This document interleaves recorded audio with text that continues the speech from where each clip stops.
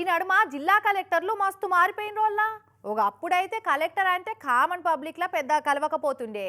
ఎన్నడో సుక్క తెగిపడ్డట్టు ఎవరన్నా మంత్రి ప్రోగ్రామో ముఖ్యమంత్రి ప్రోగ్రామో ఉన్నప్పుడే ఊపడుతుండే. కానీ ఇప్పుడు అట్లా లేదో వల్ల మందిలేక కలిసిపోతున్నారు మంచిగా.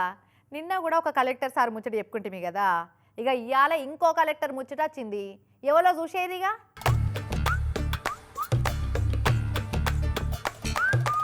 స్టూడెంట్ల నడుమ కూర్చొని భోజనం చేస్తున్న ఈ మేడం ఎవరనుకుంటున్నారో వాళ్ళకు చదువు నేర్పే టీచరమ్మ అనుకునే రాయింత కాదుల్లో. నిర్మల్ జిల్లా కలెక్టర్ అభిలాష మేడం. సర్కార్ హాస్టల్ ఆలతు ఎట్లున్నది అని చూసేదందుకు వచ్చింది మేడం. వచ్చుడొచ్చుడే వంట రూమును మొత్తం చూసి మెనూ ప్రకారం పిల్లలకు భోజనాలు పెడుతున్నారా లేదా అని చూసి వండిన ఫుడ్ టేస్ట్ కూడా చేసింది వాళ్ళతో కలిసి కూర్చొని గిట్లా. తినుకుంటేనే కూరలు ఎట్లున్నాయి, మంచిగా కమ్మగా ఉంటున్నాయా, మంచిగా తింటున్నారా, సగం తిని వారేస్తున్నారా అని గిట్లా ఆరా తీసింది.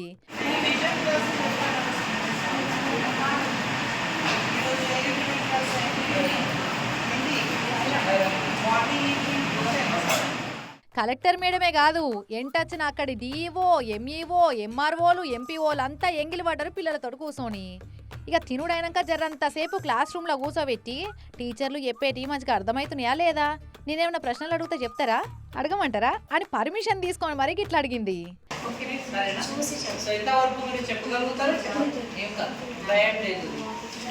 మీకేం వస్తగా చెప్పుర్రి, భయపడకుర్రి, ఎంత వస్తే అంత చెప్పుర్రి అని ధైర్యం నూరిపోసి టీచర్లు ఏ పాటి నేర్పిస్తున్నారో మంచిగా అర్సుకొచ్చింది. ఇగో గీ బుజ్జినైతే గుండె చిత్రపటం గీసి భాగాలు గుర్తించమని అడిగినట్టున్నది.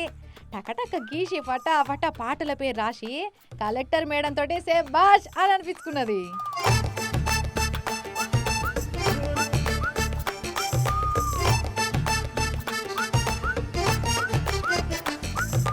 ఇక అదైనాక హాస్టళ్లలో ఏమేం మార్పులు చేయాలనో చెప్పి హాస్టల్ పిల్లలకు ఇంకింత మంచిగా సవలతులు చేసి రాత్రిపూట ఎసోంటి తక్లీఫ్లు రాకుండా చూడమని ఆర్డర్ వేసింది అధికారులకు.